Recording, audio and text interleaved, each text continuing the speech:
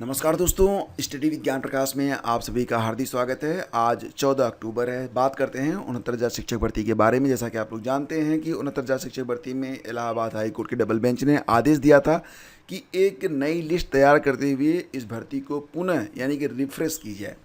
लेकिन यहाँ पर जो मामला है फिलहाल सुप्रीम कोर्ट में है। सुप्रीम कोर्ट में भी दोनों ही पक्ष अपनी अपनी बातों को जोरदार तरीके से रख रहे हैं, लेकिन फिलहाल सुप्रीम कोर्ट में केवल अब तक एक बार सुनवाई हुई है 9 सितंबर को। इसके बाद अभी अगली सुनवाई नहीं हो पाई है। और इसी बीच पिछड़ा दलित संयुक्त मोर्चा की ओर से जो अभ्यर्थी हैं उन्होंने CJI chief justice of India DY Chandrachud ji को एक ईमेल भेजकर न्याय देने की अपील की है। उनसे ये कहा गया है कि पिछले 4 सालों से स्थिति जो है बहुत ही उहापोह की है और सीजेआई इस मामले पर संज्ञान लेकर आरक्षण प्रभावित अभ्यर्थियों को न्याय दें। यहाँ पर गुहार ये लगाई गई है कि 69,000 शिक्षक भर्ती में पिछले 4 सालों से न्याय न मिल पाने के कारण अभ्यर्थी बहुत परेशान हैं। हर शिक्षक भर्ती की एक मूल चयन सूची बनाई जाती है जिसमें अभ्यर्थियों के गुणांक, कैटेगरी, सब कैटेगरी आदि को दिखाया जाता है, लेकिन 69,000 शिक्षक भर्ती के मामले में ऐसा नहीं है। फिलहाल इस पर जो अगली सुनवाई है उस पर बहुत कुछ निर्भर करता है, क्योंकि ये भर्ती किस प्रकार से आगे बढ़ेगी। जब तक सुप्रीम कोर्ट का आदेश आ नहीं जाता है तब तक ये भर्ती आगे बढ़ नहीं पाएगी। फिलहाल सभी की जो उम्मीदें हैं और सभी लोग बहुत ही बेसब्री से, बहुत ही व्यग्रता से सुप्रीम कोर्ट में होने वाली सुनवाई का इंतज़ार कर रहे हैं, क्योंकि जब तक सुप्रीम कोर्ट का कोई आदेश आ नहीं जाता है तब तक ये भर्ती अब आगे बढ़ भी नहीं पाएगी। जैसा कि इसे 90 दिनों में पूरा करने के बारे में डबल बेंच का आदेश था, लेकिन अब ये भर्ती क्योंकि सुप्रीम कोर्ट में है तो वहाँ से जब तक आदेश आ नहीं जाता है तब तक ये भर्ती आगे नहीं बढ़ पाएगी। तो 69,000 शिक्षक भर्ती के बारे में यह एक बड़ी अपडेट है। और इसी के साथ साथ एक लेटेस्ट अपडेट है जूनियर एडेड शिक्षक भर्ती के बारे में, जिसके अभ्यर्थी जो कि परीक्षा पास कर चुके हैं लेकिन उन्हें चयन सूची का इंतज़ार है। और जैसा कि आप लोग जानते हैं कि जूनियर एडेड शिक्षक भर्ती, अब इसके बारे में जो लेटेस्ट अपडेट है वो ये है कि अब फिलहाल तो कोर्ट में इससे संबंधित कोई भी याचिका लंबित नहीं है। सभी याचिकाएं जो हैं कोर्ट के द्वारा निस्तारित कर दी गई हैं और अब अभ्यर्थियों ने गोरखपुर में जाकर मुख्यमंत्री दरबार में मुख्यमंत्री से गुहार लगाई है। उन्होंने कहा है कि 15 फरवरी 2024 को समस्त रिट खारिज करते हुए मामला निस्तारित कर दिया गया है। इसके बावजूद जूनियर एडेड शिक्षक भर्ती में अधिकारियों की लापरवाही के कारण चयन सूची या फाइनल मेरिट अभी तक जारी नहीं हुई है। तो यहाँ पर जो अभ्यर्थी हैं वो डिमांड कर रहे हैं कि ये काफ़ी पुरानी भर्ती है और अब इस भर्ती को फाइनल किए जाने की बहुत ही अधिक ज़रूरत है। जूनियर एडेड शिक्षक भर्ती के अभ्यर्थियों ने 4 साल से लंबित पड़ी भर्ती को पूरा किए जाने के लिए गोरखपुर में जाकर मुख्यमंत्री के जनता दरबार में ये बातें कही हैं।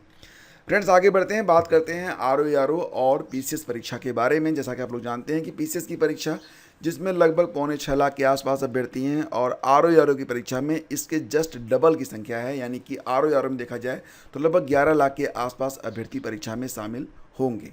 पिछली बार जब PCS की परीक्षा हुई थी तो वो 51 डिस्ट्रिक्ट जनपदों में करवाई गई थी और RO की परीक्षा जो थी वो 58 जनपदों में कराई गई थी। फिलहाल जैसा कि आप जानते हैं कि RO में जो परीक्षा पैटर्न है उसको बदल दिया गया है और चेंज मात्र इतना किया गया है कि पहले GS और हिंदी का जो पेपर यानी कि 2 सत्रों में होता था, पहली पाली और दूसरी पाली में, अब दोनों ही पेपर को एकदम एक कर दिया गया है। एक साथ ही आपकी परीक्षा करवा ली जाएगी, मतलब GS और हिंदी का जो पेपर है उसको जोड़ दिया गया है।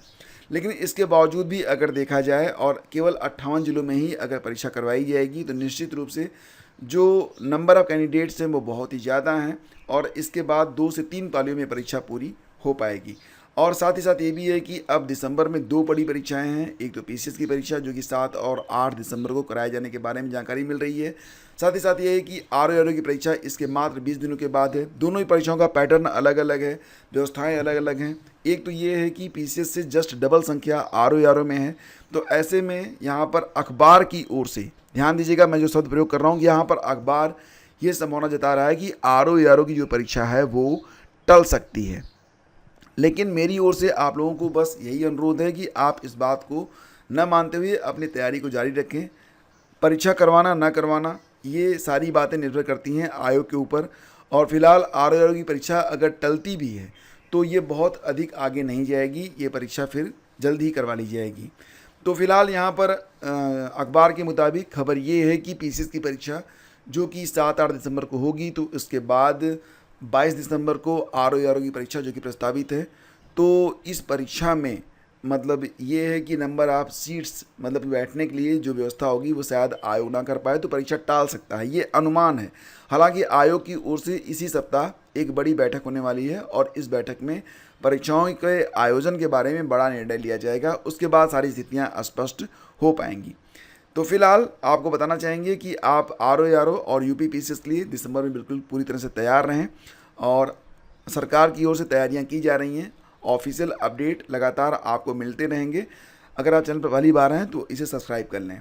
और देखो, कुल मिला के देखा जाए तो RO के लिए फ़िलहाल यहाँ पर जो मुख्य समस्या अभ्यर्थियों के समक्ष आने वाली है, वही समस्या PCS के अभ्यर्थियों के भी सामने आने वाली है। और वो ये है कि परीक्षा अगर एक से अधिक दिनों में होती है तो नॉर्मलाइजेशन किया जाएगा। और नॉर्मलाइजेशन को लेकर जो अभ्यर्थी हैं वो काफ़ी चिंतित हैं। उनका ये कहना है कि अगर 2 शिफ्टों में या 3 शिफ्टों में परीक्षा होती है तो क्वेश्चंस जो पूछे जाएंगे उनका जो प्रारूप होगा वो अलग अलग होगा। ऐसी स्थिति में निश्चित रूप से विवाद होना तय है। तो नॉर्मलाइजेशन के लिए भी यहाँ पर जो अभ्यर्थी हैं वो उन्होंने आयोग को पत्र लिखा है और ये कहा है कि परीक्षा को एक ही दिन में करवाया जाए और नॉर्मलाइजेशन से बचने का प्रयास किया जाए। इसके बारे में आपने भी देखा होगा कि सोशल मीडिया के साथ साथ कुछ बड़े कोचिंग इंस्टीट्यूट हैं और कुछ बड़े छात्र नेता भी हैं, उन्होंने आयोग में अपनी बात रखने का प्रयास किया है। ईमेल वगैरह भेजने की जो प्रक्रिया है उसको उन्होंने स्टार्ट किया हुआ है। तो 2 बड़ी परीक्षाएं आयोग के लिए बन गई चुनौती। PCS प्री के साथ RO प्रारंभिक परीक्षा भी टलने के आसार। देखो, PCS प्री तो आपका दिसंबर में हो जाएगा। RO की जो परीक्षा है ये दिसंबर के आखिर में 22 दिसंबर को प्रस्तावित है। तो इसके बारे में यहाँ पर फिलहाल अगर अभी से मान लेंगे कि परीक्षा टल रही है, जब तक आयोग कह नहीं देता है तो आपकी जो एनर्जी है ना वो डाउन हो जाती है। तो फिलहाल तो जो खबरें हैं उसको आप लोग देख लीजिए क्योंकि अखबारों में आई हैं, लेकिन मान चलिए कि दोनों परीक्षाएं दिसंबर में हो सकती हैं। आयोग चाह ले तो क्या नहीं करवा सकता, ये तो आप जानते ही हैं। ठीक है, तो फिलहाल ज़्यादातर अभ्यर्थी ऐसे हैं जिन्होंने PCS के साथ RO परीक्षा के लिए भी आवेदन किए हैं। अगर 14 दिनों के अंतर में दोनों परीक्षाएँ आयोजित करवाई जाती हैं तो इससे अभ्यर्थियों की जो परीक्षा है उसकी तैयारी पर भी प्रभाव पड़ेगा। तो प्रभाव पड़ने दीजिए, क्योंकि ये प्रभाव तो सभी के ऊपर पड़ेगा ना। तो जो ज़्यादा मतलब जिस दिए में तेल ज़्यादा होगा वही जलेगा, तो कोई दिक्कत नहीं है। अब भाई तैयारी की क्या बात है, अगर समय ज़्यादा मिलेगा तो सबकी तैयारी में प्रभाव पड़ेगा, कम मिलेगा तो सबकी तैयारी में प्रभाव पड़ेगा। एनीवे, अब ये जो सारी मुश्किलें हैं वो आयोग और शासन की ओर से, तो फिलहाल जो कुछ भी होगा अब दोनों ही संस्थाएँ करवाएंगी। सरकार जो चाहेगी वही होगा। तो फिलहाल आप लोग ये मान चलो कि आपकी परीक्षा दिसंबर में हो रही है। अखबारों में जो न्यूज़ आती है उस पर पूरा भरोसा करके अपनी तैयारी को बंद करना समझदारी नहीं होगी। और देखो, आज प्रदेश के अशासकीय महाविद्यालयों में 2.5 साल से लंबित असिस्टेंट प्रोफेसर भर्ती और अशासकीय माध्यमिक विद्यालयों में TGT PGT भर्ती परीक्षा कराए जाने की मांग को लेकर उत्तर प्रदेश शिक्षा सेवा चयन आयोग में शांतिपूर्ण प्रदर्शन किया जाएगा। तो आज शिक्षा सेवा चयन आयोग में छात्रों का प्रदर्शन भी है और वो ये डिमांड कर रहे हैं कि TGT PGT और असिस्टेंट प्रोफेसर की परीक्षा के बारे में शीघ्र ही निर्णय लिया जाए।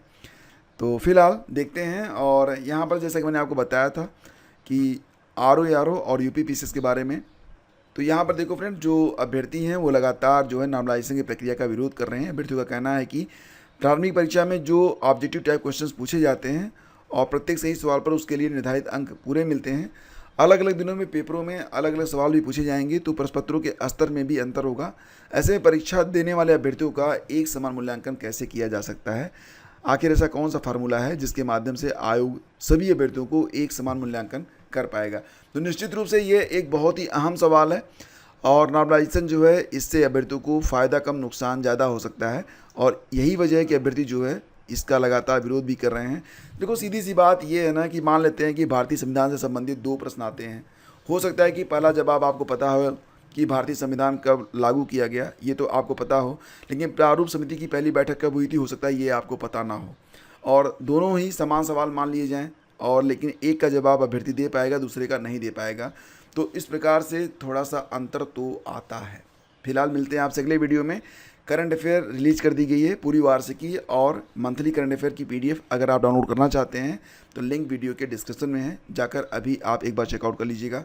धन्यवाद आपका। Have a great day. जय हिंद।